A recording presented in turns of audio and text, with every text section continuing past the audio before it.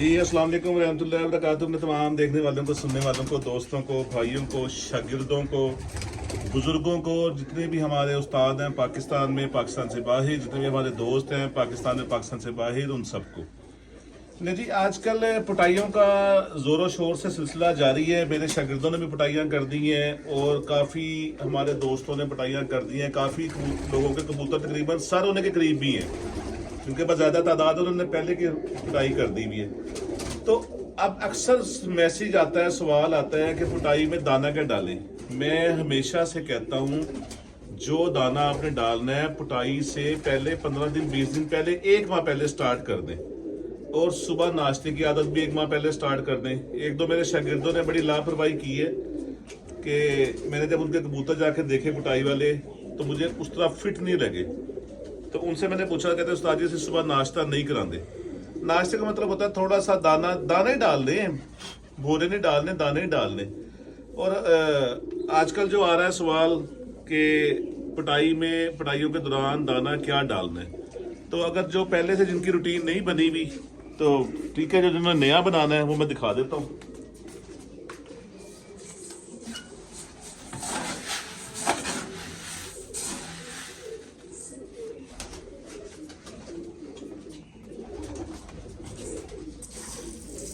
ये देखिए, इसके अंदर मकई है, इसमें चने हैं, सनफ्लावर है और खुर्तन है। ठीक है, आप सरसों बड़ी बड़ी शानदार चीज़ है। आप सरसों डाल सकते हैं। मैंने सरसों नहीं इस दफ़ा डाली, आप सरसों डाल सकते हैं। वरना आप मकई गंदम सनफ्लावर, खुर्तन, चने, इनकी रेशो ज़रा ज़्यादा कर लें। बाजरे की 30% कर लें। 70% ये मोटा दाना हो जाए और 30% बाजरा हो जाए। दूसरी चीज़, सरसों का ऑयल जो हम सर पे लगाते हैं, अगर आपको खालिस अच्छा मिल जाए तो आप जो सुबह नाश्ता करवाते हैं ना, अगर नाश्ते की आदत नहीं डाली हुई किसी ने, चलो जो दोपहर को डालते हैं ना, उसमें जितना दाना आपको, हर बंदे को पता होता है कि मेरे कबूतरों ने, जो पिटाई वालों ने 2 किलो पड़ता है, इनको 3 किलो पड़ता है, उसमें से पहले आधा किलो दाना लें पहले, और उसमें सिर्फ 1 टीस्पून सरसों के अच्छे खालिस तेल का 1 टीस्पून डालें। अच्छी तरह उसको मिक्स करें। पहले वो डाल लें उनको, वो खा लेंगे स्पीड से। उसके बाद सादा डाल लें दाना। बेहतरीन चीज़ है। अंदर से कबूतर खुशक नहीं होंगे, पर अच्छे आएंगे, मुलायम पर आएंगे और बेहतरीन सिलसिला होगा। तो ये सिलसिला है, कोई नया राइट लेफ्ट पंगे करने की जरूरत नहीं है। सारा साल जो कबूतर खुश होकर खाते हैं, उसमें एक आध चीज़ ऊपर नीचे करनी होती है मौसम के हिसाब से। अगर सनफ्लावर आप पूरा साल डालते हैं, उसकी जरा रेशो ज़्यादा कर लें। अगर सरसों डालते हैं, उसकी रेशो ज़्यादा कर लें। सरसों से लोग डरते बड़ा जी, ठंडी होती है। ठंडी नहीं होती, वो बड़ी शानदार चीज़ है। उससे कबूतर के अंदर रेशमपन, मुलायमियत पर अच्छे आते हैं।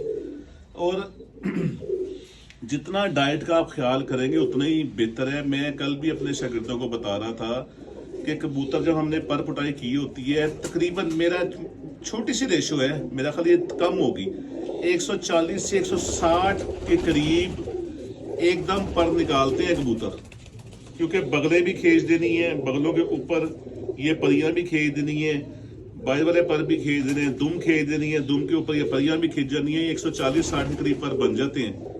और जब ये सारे पर एकदम से निकलना शुरू होते हैं, तो कहाँ से निकलते हैं? वो जिस्म का खून जो सब परों में जा रहा होता है। जब खून जाएगा, कबूतर कमजोर भी होगा। उसका डाइट का ख्याल करें, अच्छी डाइट लेके चलें। मैं एक तो टैडी कबूतरों का शौक करवाता हूँ, और एक हमारे बड़े अच्छे दोस्त हैं, भाइयों की जगह, उनका कल मुझे आ रहा था मैसेज कि उस्ताद जी बच्चे छोड़े हैं, बच्चे मैदान में गए हैं फिर के, एक ही जोड़े के ना 2 बच्चे बैठ गए हैं, दोबारा अगले दिन उड़े हैं या शाम में उड़े हैं, ज़रा धूप शुभ उन्होंने सेक ली थी, तो वो बंद ही होते गए हैं।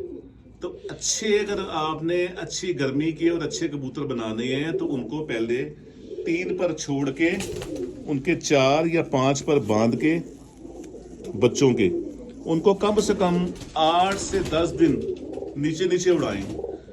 जब आपको पता लग जाए कि ये बंदा बड़ा परफेक्ट फिरना शुरू हो गया है, फिर एक एक पर करके उसका लूज करना शुरू कर दें। ठीक है, जब हम अपने बच्चे को स्कूल डालते हैं उसे हम खुद ही नहीं भेज देते वैगन वाले के साथ के जा अभी स्कूल क्लास में चला जा। पहले 10-12 दिन हम साथ जाते हैं, जाके क्लास में बिठाते हैं, बच्चा यूज टू होता है, उसके टीचर को बताते हैं छोटा बच्चा है। तो इस तरह एक रूटीन से लेके चलना चाहिए। वो तो इंसान का बच्चा है, अल्लाह ताला ने इंसान को बहुत अक्ल दी हुई है। हम परिंदों से भी वही काम कर रहे होते हैं। हाँ, ठप्पे बना लें, बिल्कुल अकल बहुत ज़्यादा कर दें, उनको निकलवाई जाए, बाहर छोड़ी जाए, डंडे मारेंगे, उन्होंने ना जाल छोड़ना है ना उन्होंने ज़ाया होना है। अच्छे कबूतर को आपको चाहिए कि उनको जितनी एहतियात हो वो ज़रूरी है, एहतियात करनी चाहिए। आइंद का शौक करवाऊँगा। बेसिक तो आज आपको जो था वीडियो का मतलब वो आपको दाने का बताना, पुटाई के बाद क्या एहतियात हैं वो बताना, और एक मैं आपको और टिप देता हूँ आज, बहुत शानदार टिप। इसका मैं शौक बाद में करवाता हूँ। बहुत शानदार टिप। जिन लोगों का देहातों में छतें हैं, पैलियों के दरमियान या डेरे हैं, अक्सर छतों पे इशू है कि पानी उस एरिया में साफ नहीं आ रहा, जिसकी वजह से कबूतरों के परों में मसले आते हैं, पर बारीक हो जाते हैं, लंबे हो जाते हैं, कुछ ना कुछ मसले ज़रूर चलते हैं। उसका बेहतरीन तरीका है, डेली बेस पे आप उड़ने वाले कबूतरों को या दूसरे कबूतरों को जितना पानी डलता है, 6 लीटर या 5 लीटर की जो कैन होती है पानी वाली, उसके अंदर आपने 5 से 6 कतरे, 5 से 6 कतरे, आधी सीसी डाल लें। चले, अच्छा सेब का सिरका आधी सीसी डाल लें, आधी सीसी से कम डाल लें, उसका फ़ायदा ही होगा, उसका नुकसान कोई नहीं है। और पानी के अंदर जितने बैक्टीरिया नुकसान देने वाले हैं, सिरके का काम है उनको फ़ौरन डेड कर देना, उनको ख़त्म कर देना। ये बड़ा ज़बरदस्त एक सिलसिला है, ये ज़हन में रखिएगा ज़रूर। आइए इसका मुकम्मल शौक करूँ।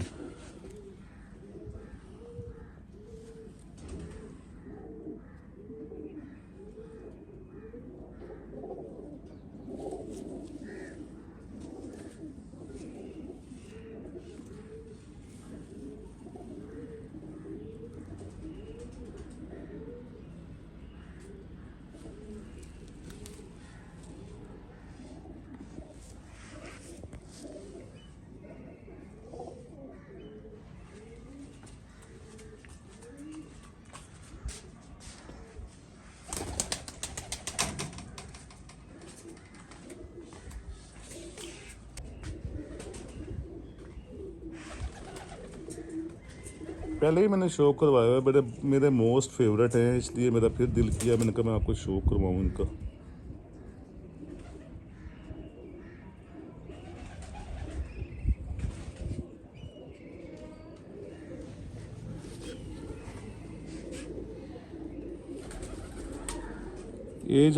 आज ना मैं आपको एक कबूतर का शौक करवाता हूँ जो काफ़ी पिछले 1-2 सालों में तो मैंने उसका शौक नहीं करवाया। मेरी छत का चैम्पियन कबूतर है जी, खुद भी चैम्पियन, फिर उसकी बेटी भी 2 साल चैम्पियन हुई जेठ में, और ख़ुद भी वो जेठ का इतना नायाब कबूतर था कि मेरे पास सारे कबूतर बैठ जाते थे तो वो अकेला बाजियां विन करवाता था। उसका शौक़ ना करवाने की वजह ये थी कि उसके दोनों साइडों से ना उसने कुदरती तौर पे उसके पर रुक गए थे, और रुके भी हैं अभी। फिर मैंने ब्रीडिंग में डाल दिया था। बहरहाल ब्रीडिंग में भी उसने रिकॉर्ड बनाया। अब भी 2 बेटियां और 1 बेटा जोड़ों में है उसका। तो अब मैंने उसको रेस्ट भी किया हुआ, तो मैं उसका शौक करवा दूँ। अक्सर मैं जिक्र करता हूँ तार वाले कबूतरों का, तो तार वाले कबूतर जोसवा का जिक्र नहीं मैं करता। ये देखें तार, ये मेरा कबूतर चैम्पियन कबूतर है इस छत का, 4 साल जेठ उड़ा है।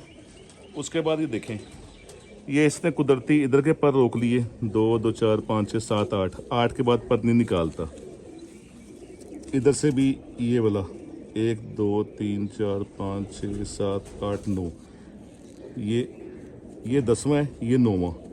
तो इसका बैलेंस ही आउट हो गया था। मैंने फिर इसको ब्रीडिंग में डाल दिया। बहरहाल ब्रीडिंग में भी इसने बड़ा अच्छा रिजल्ट दिखाया। शौक मैंने इसीलिए नहीं करवाया था कि इसके पर ही पूरे नहीं है, शौक क्या करवाऊँ। आज इसका शौक करवाने लगूँ। ये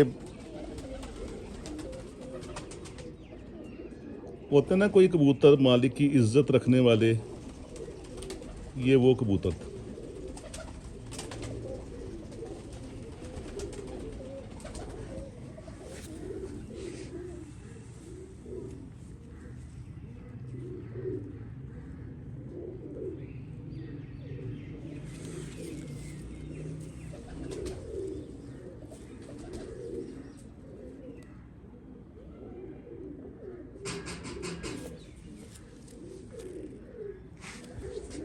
का मैं छोड़ के भी शो करवाता हूँ आपको।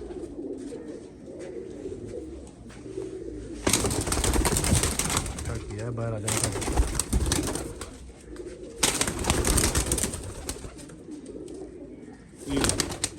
ये आज अपनी जगह पे आया है। एक्चुअल जगह इस नर की यही थी। ये दरमियान वाला नर है मेरे छत का चैंपियन कबूतर।